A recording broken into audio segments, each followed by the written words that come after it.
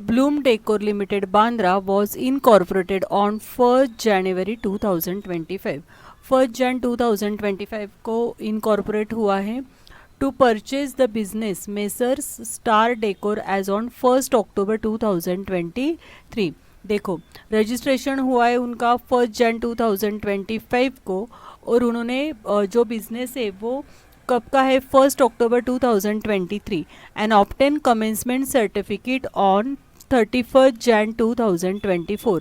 अभी जब हमें कमेंसमेंट सर्टिफिकेट इशू होता है या जब मिलता है तो वो डेट हमारे लिए टाइम रेशो के लिए इम्पॉर्टेंट नहीं है. The accounts of the company for the year ended 30 September 2024. Year ending क्या दिया है उन्होंने हमें 30 सितंबर 2024. तो इससे हम क्या करने वाले हैं, टाइम रेशो निकालने वाले हैं. पहले तो टाइम रेशो के लिए हम यहाँ पे डेट लिख लेते हैं, टाइम रेशो.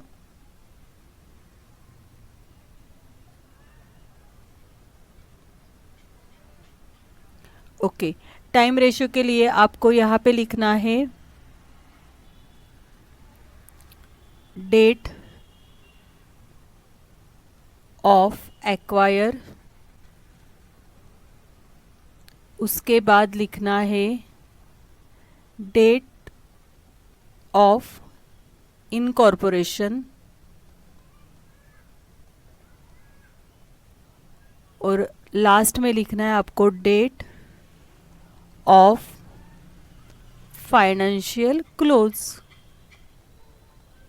ओके, अभी यहाँ पे देखो प्रॉफिट एंड लॉस की डेट क्या दी उन्होंने 30 सितंबर 2024, मतलब ईयर एंडिंग. देखो यहाँ पे भी दिया है 30 सितंबर 2024. तो डेट ऑफ फाइनेंशियल क्लोज में हम लिख लेंगे 30 सितंबर 2024. अभी जो ईयर 30 सितंबर 2024 को क्लोज होता है उसकी ओपनिंग डेट कब आनी चाहिए, तो उसकी ओपनिंग डेट आएगी आपकी 1 अक्टूबर 2023. ये आपकी ओपनिंग डेट हो गई. अभी डेट ऑफ इनकॉर्पोरेशन लिखना है. तो यहाँ पे उन्होंने क्या दिया था कि Bloom Decor Limited Bandra was register on 1 जन 2024 और 25. कब रजिस्ट्रेशन हुआ है 1 जन 2025 को, और वहाँ पे उनको first October and obtain commencement certificate, and commencement certificate 31 Jain को मिल रहा है. तो जब कमेंसमेंट सर्टिफिकेट मिलता है वो डेट हमारे लिए इम्पोर्टेंट नहीं है. तो डेट ऑफ इनकॉर्पोरेशन के लिए हमारी डेट यहाँ पे आने वाली है 1 जैन 2025. ओके, ये 2023 1 जैन. ये डेट रॉन्ग हो गई यहाँ पे.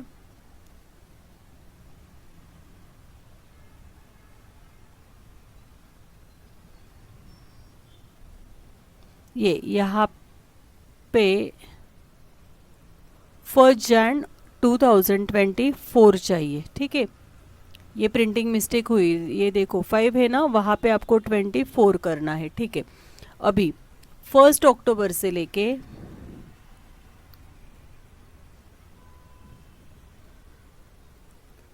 1 अक्टूबर से लेके 1 जैन तक मंथ्स काउंट करो. अक्टूबर, नवंबर, दिसंबर, मतलब 3 मंथ्स हो गए. तो प्री पीरियड क्या आएंगे आपके 3 मंथ्स, और जैन से लेके सितंबर तक कितने मंथ्स होते, 9 मंथ्स. तो पोस्ट पीरियड के लिए आएंगे यहाँ पे 9 months.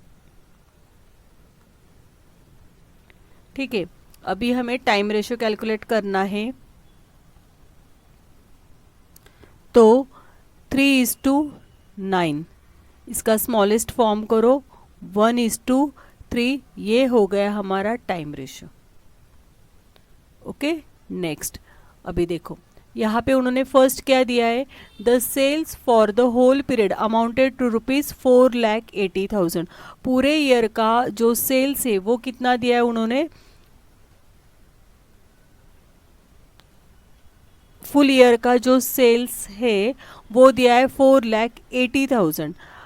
60,000 related to period from 1 October 2023 to 31 December 2023 तक का जो सेल्स है वो कितना है, 60,000 रुपीज़ है। ठीक है, तो जो सेल्स है उसको उसके ऊपर से हम सेल्स रेशो फाइंड आउट करने वाले हैं।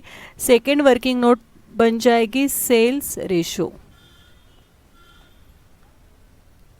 ओके, सेल्स रेशो के लिए फिर से हमें डेट लेनी है जो टाइम रेशो के लिए ली थी, 1 October 2023, 1 Jan 2024 and 30 September 2024। Okay, अभी उन्होंने दिया है कि the sales for the whole period का सेल्स मतलब टोटल सेल्स है 4,80,000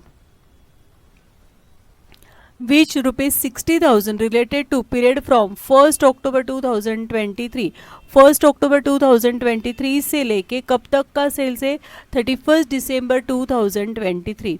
देखो यहाँ पे 1 जैन 2024 का मतलब होता है 31 दिसंबर 2023। ये दोनों डेट सेम है क्योंकि इसका ये नेक्स्ट डे है। ठीक है, तो यहाँ से लेके यहाँ तक सेल्स कितना है, 60,000 रुपीज़ है। मतलब प्री पीरियड का सेल्स आपका हो गया 60,000 रुपीज़। और यहाँ पे कितना आएगा, 480 से 60,000 माइनस करो तो नेक्स्ट पीरियड का मतलब पोस्ट पीरियड का सेल्स आपका आना चाहिए 4,20,000। 480 से 60,000 को माइनस किया है तो पोस्ट पीरियड के लिए आपका सेल्स आने वाला है 4,20,000। Okay, trading account for the year ended 30। हाँ, अभी यहाँ पे ट्रेडिंग अकाउंट नेक्स्ट एडजस्टमेंट है, लेकिन उसके पहले ये सेल्स रेशो निकाल लेते हैं। तो अभी यहाँ पे 60,000 इज टू 4,20,000 निकालो, इसके ऊपर से रेशो 40 कैंसिल हो रहे। अभी 6 1 ज़ा 6, 6 7 ज़ा 42। तो आपका सेल्स रेशो आ जाएगा यहाँ पे 1:7। ओके,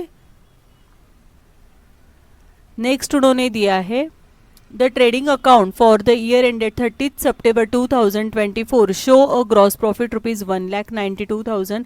ट्रेडिंग अकाउंट से जो ग्रॉस प्रॉफिट मिल रहा है वो 1,92,000 है। तो वो सिर्फ गिवन है। देखो यहाँ पे भी ये ग्रॉस प्रॉफिट है कि नहीं, तो ग्रॉस प्रॉफिट को हम सेल्स रेशो में डिस्ट्रीब्यूट करेंगे। तो यहाँ पे आपने टाइम रेशो कैलकुलेट किया, सेल्स रेशो कैलकुलेट किया। अभी यहाँ पे कुछ एडजस्टमेंट है क्या वो देख लेते हैं। Managing directors remuneration, preliminary expenses, rent, bad debts. देखो बैड डेब्ट्स के ऊपर एडजस्टमेंट है, इसका वर्किंग नोट कर लेते हैं। ठीक है, बैड डेब्ट्स आपके पास कितने हैं, 4,000 रुपीज़।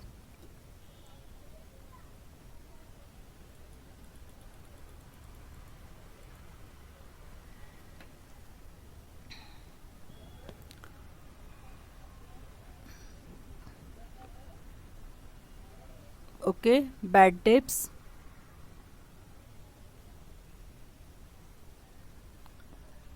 से 4,000 रुपीज़। ठीक है, तो उन्होंने बोला है of which 1,400 related to book debts created before 1 Jan 2024। मतलब 1 जैन 2024 का पहले के बैड डेब्ट्स कितने हैं,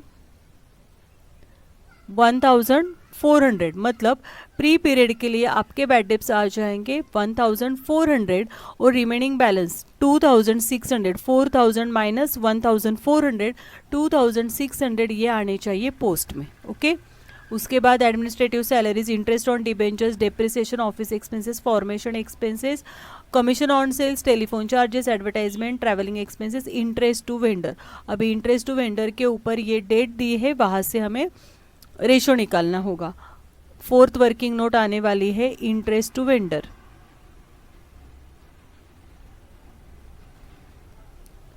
अभी इंटरेस्ट टू वेंडर्स के लिए जो टाइम रेशो के लिए डेट ली है वही हमें यहाँ पे लेनी है।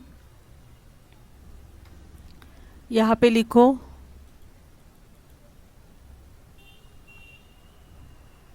टाइम रेशो के लिए हमने डेट ली थी 1 अक्टूबर 2023, उसके बाद 1 जैन 2024, 30 सितंबर 2024। ये हमारी टाइम रेशो की डेट है कि नहीं। लेकिन अभी उन्होंने बोला है कि interest to vendor 6% on ₹2 lakh from 1 October 2023 to 31 May 2024। मतलब इंटरेस्ट टू वेंडर की जो डेट है वो फर्स्ट अक्टूबर 2023 से लेके 31 मई 2024 तक है। अभी हमारे पास 1 अक्टूबर ऑलरेडी हमने लिखा है, तो हमें कौन सी डेट चाहिए? 31 मई 2024। तो वो कहाँ पे फिट हो रही है? देखो, इन दोनों के बीच में क्या डेट है आपकी? 31 May 2024।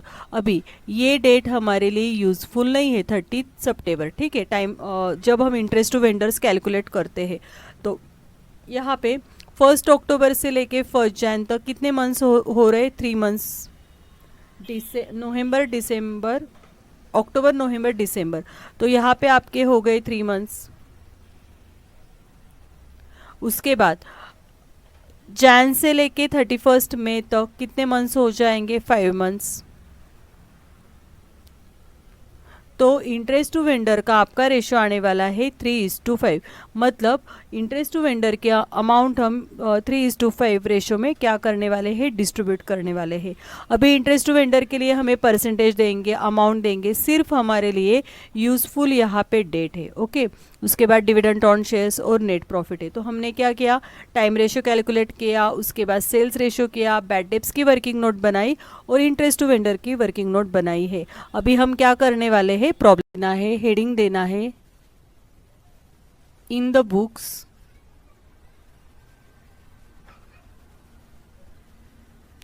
Of Bloom Decor Limited, Bandra. ठीक है, उसके नीचे लिखो यहाँ पे स्टेटमेंट शोइंग प्रॉफिट्स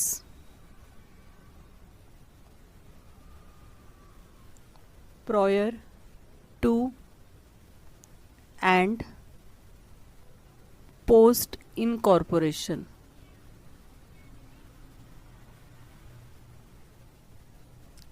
ठीक है, कॉलम्स बनाने हैं। फर्स्ट कॉलम कीजिए पर्टिकुलर्स,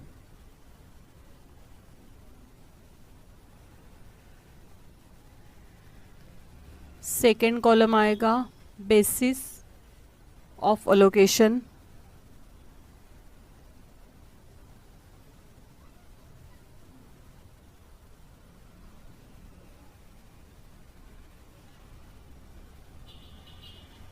थर्ड कॉलम आने वाला है रेशो,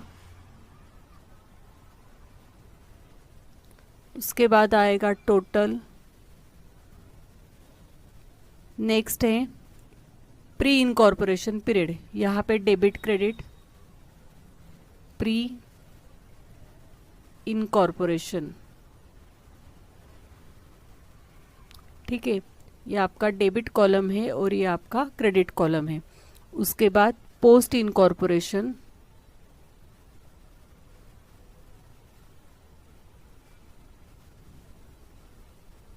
ये डेबिट एंड ये क्रेडिट। ओके, तो अभी हम 1 बाय 1 पोस्टिंग करेंगे। देखो, प्रॉफिट एंड लॉस के क्रेडिट साइड को आपको क्या दिया है? ग्रॉस प्रॉफिट दिया है, जो कि है 1,92,000। प्रॉफिट एंड लॉस के क्रेडिट साइड से हम प्रॉब्लम को स्टार्ट करने वाले हैं। यहाँ पे लिखो ग्रॉस प्रॉफिट,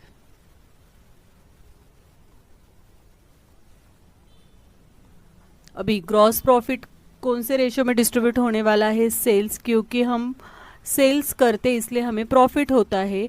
तो ग्रॉस प्रॉफिट हमेशा सेल्स रेशो में आपको डिस्ट्रीब्यूट करना है, और जो सेल्स रेशो आपका है 1:7। हमने क्रेडिट साइड से प्रॉब्लम स्टार्ट किया है। अमाउंट है आपकी 1,92,000। 1,92,000 को आप 1:7 रेशो में डिस्ट्रीब्यूट कीजिए। 1 + 7 8 हो जाएगा। 192 को 8 से डिवाइड कीजिए तो 24,000 एंड 1,68,000 डिस्ट्रीब्यूट करके आ रहा है। 24,000 1,68,000। आपको पता है कैसे डिस्ट्रीब्यूट करना है? 1,92,000 को 8 से डिवाइड कीजिए। ठीक है, और जो अमाउंट आएगी मतलब 24,000 आएगी, 24,000 इंटू 1 करना है एंड 24,000 इंटू 7 करना है। ओके ठीक है। क्रेडिट साइड में सिर्फ ग्रॉस प्रॉफिट था, तो क्रेडिट साइड तो हमारी कंप्लीट हो गई है। अभी हम डेबिट से प्रॉब्लम स्टार्ट करने वाले हैं। अभी कुछ आइटम टाइम रेशो में डिस्ट्रीब्यूट होंगे, कुछ एक्सपेंसेस सेल्स रेशो में डिस्ट्रीब्यूट होंगे, कुछ पोस्ट में आएंगे, कुछ एक्चुअल मतलब जो वर्किंग नोट हमने बनाई है तो वहाँ से वो एक्चुअल भी हम कर सकते हैं। तो अभी डेबिट साइड में फर्स्ट आइटम उन्होंने दिया है मैनेजिंग डायरेक्टर। अभी जो एक्सपेंसेस हम ईयरली वन टाइम ही देते हैं वो एक्सपेंसेस हमेशा पोस्ट इनकॉर्पोरेशन पीरियड में आएगा। ठीक है, उसको हमें डिस्ट्रीब्यूट नहीं करना होता है। मैनेजिंग डायरेक्टर्स रेम्यूनरेशन, ओके तो ये कौन से रेशो में जाने वाला है? पोस्ट रेशो, मतलब डिस्ट्रीब्यूट ही नहीं करेंगे हम, पोस्ट। तो हमारे पास मैनेजिंग डायरेक्टर के अमाउंट है 10,100। ठीक है, 10,100 रेम्यूनरेशन है। पोस्ट इनकॉर्पोरेशन पीरियड में आपको लिखना है डेबिट कॉलम में, क्योंकि डेबिट साइड स्टार्ट हो गई है। पोस्ट इनकॉर्पोरेशन के डेबिट कॉलम में आपको यहाँ पे लिखना है 10,100।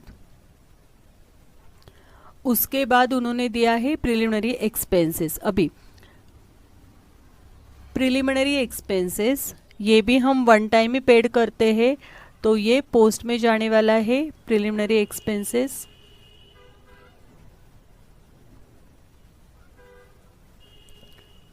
ये जाएगा आपका पोस्ट में। प्रिलिमिनरी एक्सपेंसेस के अमाउंट आपके पास है 1,500। पोस्ट में आपको लिखनी है यहाँ पे 1,500। उसके बाद प्रिलिमिनरी एक्सपेंसेस के बाद उन्होंने प्रॉब्लम में दिया है रेंट। अभी रेंट को हमें क्या होता है, टाइम टू टाइम पेमेंट करना होता है, इसलिए रेंट जाने वाला है टाइम रेशो में। रेंट लिखो यहाँ पे टाइम रेशो आपका आया था 1:3।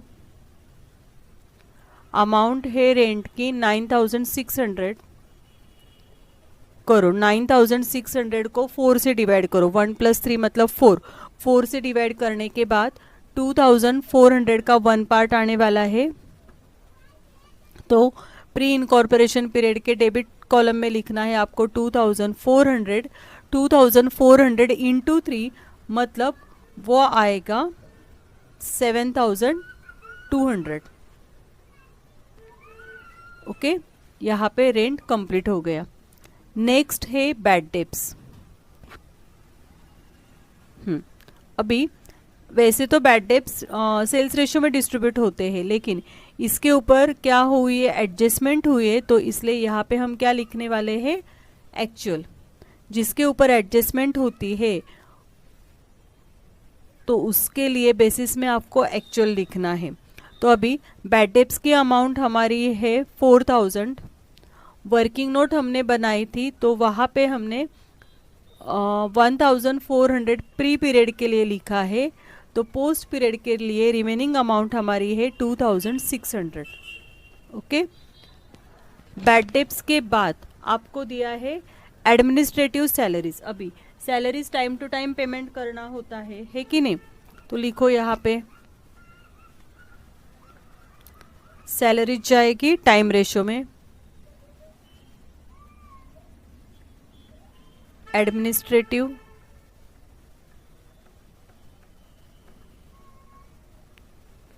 Salary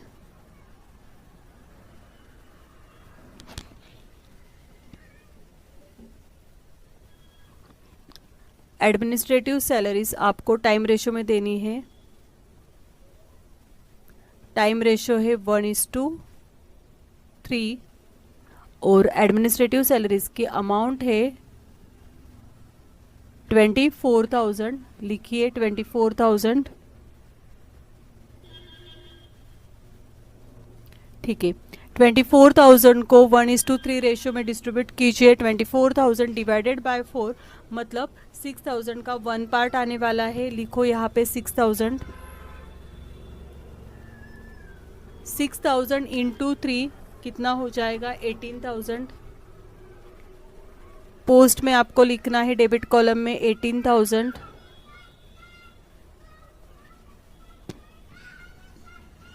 okay. एडमिनिस्ट्रेटिव सैलरीज के बाद उन्होंने दिया है इंटरेस्ट ऑन डिबेंचर्स। अभी इंटरेस्ट ऑन डिबेंचर्स क्या होगा? तो इंटरेस्ट ऑन डिबेंचर की अमाउंट हम क्या करते हैं, वन टाइम पेड करेंगे, इसलिए इंटरेस्ट ऑन डिबेंचर कहाँ पे जाने वाला है?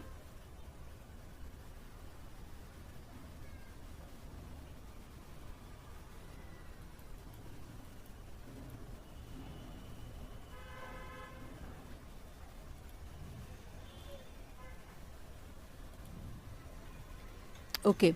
इंटरेस्ट ऑन डिबेंचर हम वन टाइम पेमेंट करेंगे। यहाँ पे लिखना है आपको इंटरेस्ट ऑन डिबेंचर, लिखो।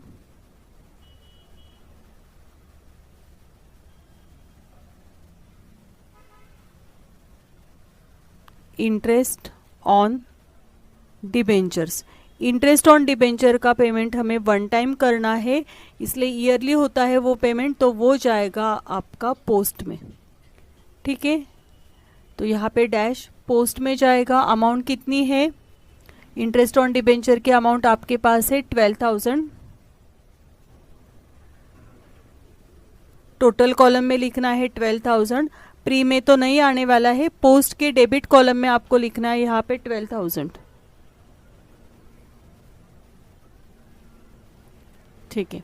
इंटरेस्ट ऑन डिबेंचर्स के बाद उन्होंने दिया है डेप्रिसिएशन ऑन प्लांट। लिखो यहाँ पे डेप्रिसिएशन ऑन प्लांट।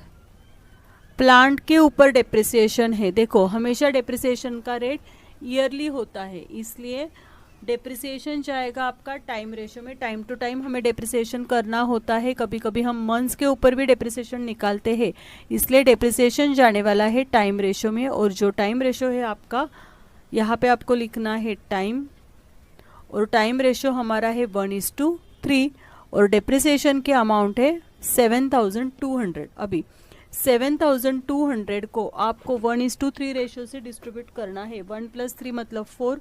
7,300 को 4 से डिवाइड कीजिए। 2,400 का 1 पार्ट आएगा। 2,400 इंटू 1 मतलब यहाँ पे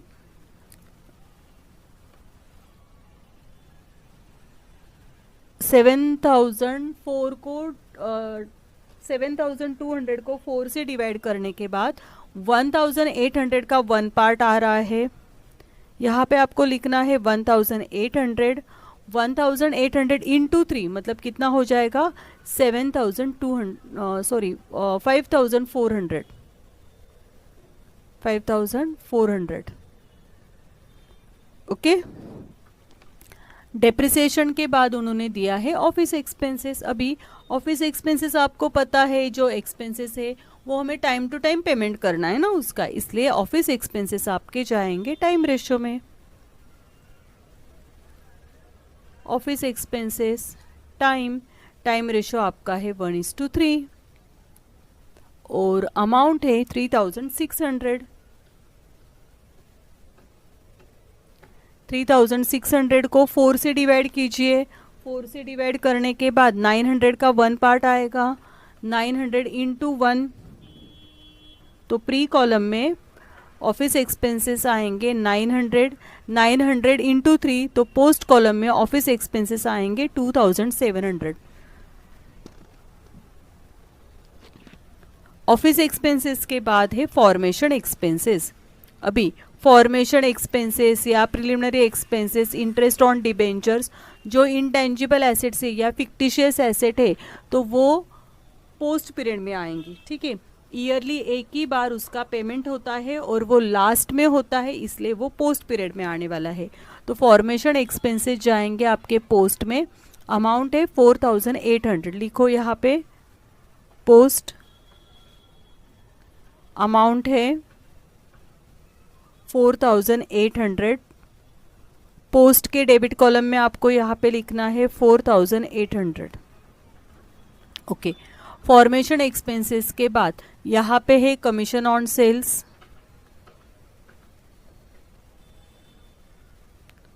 अभी कमीशन ऑन सेल्स, सेल्स तो दिया है ना यहाँ पे, मतलब सेल्स है, तो यहाँ पे ये जाएगा सेल्स रेशो में कमीशन ऑन सेल्स।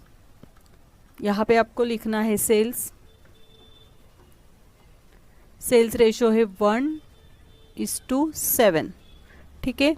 अमाउंट है कमीशन ऑन सेल्स की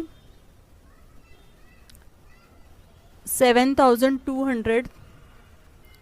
अभी 7,200 को 1 + 7 मतलब 8 हो जाएगा। 7,200 को 8 से डिवाइड कीजिए, 900 का 1 पार्ट आएगा। 900 × 1 मतलब यहाँ पे आएगा आपका 900। 900 × 7 तो पोस्ट कॉलम में आना चाहिए, डेबिट कॉलम में 6,300। ठीक है। कमीशन ऑन सेल्स के बाद है टेलीफोन चार्जेस। लिखो यहाँ पे टेलीफोन चार्जेस। अभी टेलीफोन बिल क्या होगा, हमें टाइम टू टाइम पेमेंट करना होता है कि नहीं। मोबाइल का रिचार्ज नहीं करोगे तो मोबाइल आउटगोइंग बंद हो जाएगा, है कि नहीं। तो टाइम टू टाइम हमें पेमेंट करना पड़ता है, इसलिए टेलीफोन चार्जेस जाएंगे आपके टाइम रेशो में, और टाइम रेशो हमारे पास है 1:3। अमाउंट है 4,800। 4,800 को 1:3 रेशो में डिस्ट्रीब्यूट कीजिए। 1 + 3 4 हो जाएगा। 4,800 को 4 से डिवाइड कीजिए, मतलब 1,200 का 1 पार्ट आएगा। तो प्री कॉलम में आपकी अमाउंट आनी चाहिए 1,200। 1,200 × 3 तो पोस्ट कॉलम में आपकी अमाउंट आ जाएगी 3,600। ओके। टेलीफोन चार्जेस के बाद उन्होंने दिया है एडवर्टाइजमेंट। अभी एडवर्टाइज क्यों करते हैं हम, तो सेल्स इंक्रीज होने के लिए, है कि नहीं। तो एडवर्टाइजमेंट जाएगा सेल्स रेशो में। सेल्स रेशो हमारे पास है 1:7। एडवर्टाइजमेंट की अमाउंट है 8,400। अभी यहाँ पे आपको 8,400 को 1 + 7 मतलब 8 से डिवाइड कीजिए। 8,400 को 8 से डिवाइड करने के बाद 1,050 आता है, तो प्री कॉलम में आपकी अमाउंट आएगी 1,050।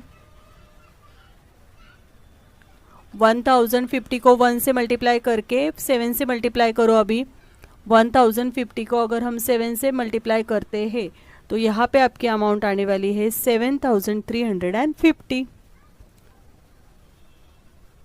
Okay.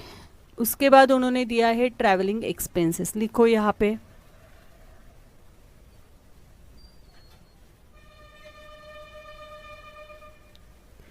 Travelling expenses. Travelling expenses क्यों ट्रैवल करते हैं, तो सेल्स इंक्रीज होने के लिए, इसलिए ट्रैवलिंग एक्सपेंसेस जाएगा सेल्स रेशो में। सेल्स रेशो आपके पास है 1:7 और अमाउंट उसकी है 16,800। लिखो यहाँ पे 16,800। अभी 16,800 को 8 से डिवाइड कीजिए। 8 से डिवाइड करने के बाद 1 पार्ट आता है 2,100 मतलब प्री कॉलम में आप क्या ट्रैवलिंग एक्सपेंसेस आएगा 2,100।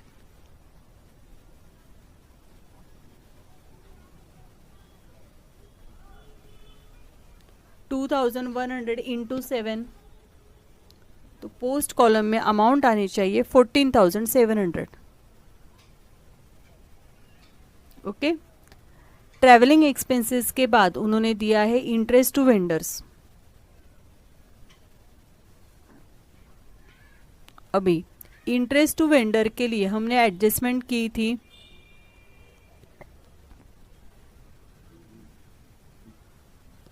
रेशो निकाला था, तो आपको यहाँ पे लिखना है एक्चुअल। ठीक है। तो इंटरेस्ट टू वेंडर के लिए क्या रेशो आया था, 3:5 रेशो आया है। वर्किंग नोट में देख लेना 3:5। तो यहाँ पे इंटरेस्ट टू वेंडर की अमाउंट है 8,000 रुपीज़।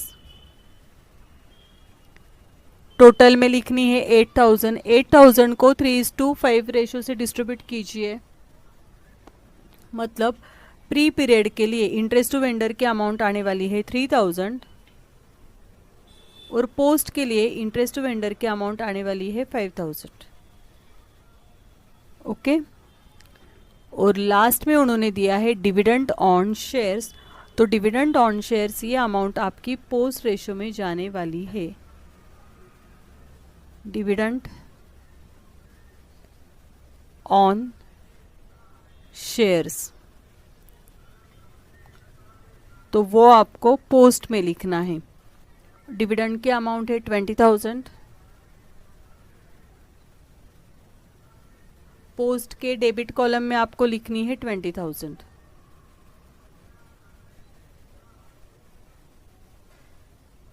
यहाँ पे प्रॉब्लम कंप्लीट हो रहा है। ओके, चलो अभी इसको क्लोज करेंगे और नेट प्रॉफिट जो बैलेंसिंग फिगर है उसको हमें क्या नाम देना है, नेट प्रॉफिट नाम देना है। अभी देखो यहाँ पे टोटल करनी होती है, इसकी टोटल यहाँ पे आएगी, इसकी भी टोटल यहाँ पे आएगी और ये भी यहाँ पे आएगा। ये 20,000 यहाँ पे लिखने थे। ठीक है, करो चलो टोटल कॉलम की टोटल करो, ऊपर से लेके मतलब 10,100 1,500 से लेके यहाँ तक 20,000 तक टोटल करनी है।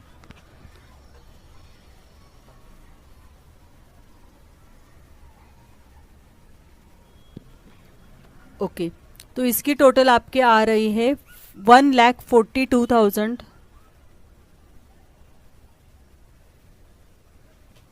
ठीक है, उसके बाद नेट प्रॉफिट कितना और ऊपर कितनी टोटल आई थी, वो टोटल आई थी आपकी 1,92,000।